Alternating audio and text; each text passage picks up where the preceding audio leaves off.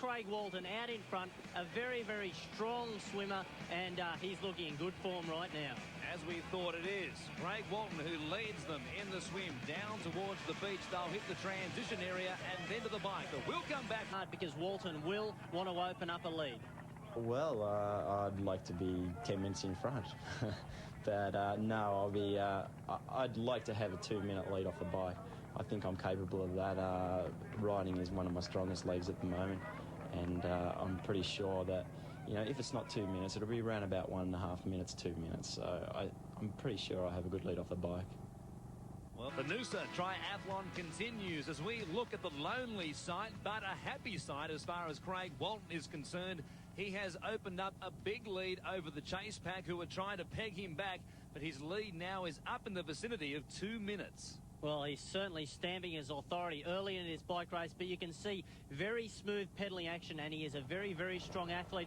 They're heading across the bridge out of Noosa, and shortly he'll be approaching the hill section, which is quite demanding. That's where they will have to do a climb of around about 2 to 3 kilometres. But here's the chase pack. We can see Simon Lessing in there, Shane Reed, and this man swim and ride a bike. Craig Walton taking the foot out of the pedals and now heads down towards the transition area, getting ready to change into the sand shoes and head off on the 10K run. His lead now is almost 4 minutes as he heads back into the transition. Well, this is the largest lead in the history of the Noosa Triathlon, and this is the hardest part of the race, the transition from the cycle to the run. Your legs can be very wobbly. It's sometimes like running with concrete boots on, but Craig Walton here with a huge lead, and he looks very strong indeed. And the news is he is also well under the record pace at this point in time. He'll come around a corner here through the run chute, and then it is 10 kilometres left of running, and he knows this 4-minute lead is more than enough for him to hold off the likes of Simon Lessing. But you can never predict what is going to happen in a triathlon. It's very warm up here, and dehydration can be a big factor, and you can see athletes go from a lead to being reduced to a blithering mess in a short space of time if they don't control their pace and get their fluids in. Well, the humidity here and the heat is always a factor, but Craig Walton, gee, he looks strong here as he strides out very confidently on the run. Well, look at this, a huge crowd here, and they will be hoping for an Aussie victory. He will be feeling very confident right now. So as Craig Walton heads out on the run, we look back to some of the chasers, and they know they have it all before them if they're to make any ground on this man. The lather flying off him, but there's plenty more coming up from Noosa.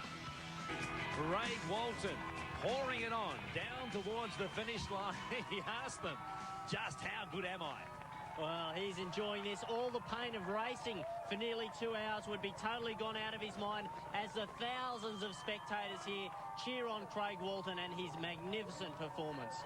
Well, Spencer Smith owns the race record at the moment, 1 hour 46.06.